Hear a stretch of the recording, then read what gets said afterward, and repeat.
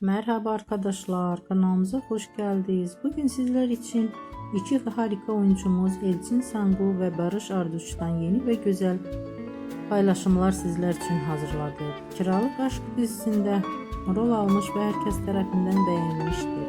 Biz de sizler için onların güzel ve romantik karelerini hazırladık. Bu videoların devamlı gelmesini istiyorsanız kanalımıza abone olup yorum yazmayı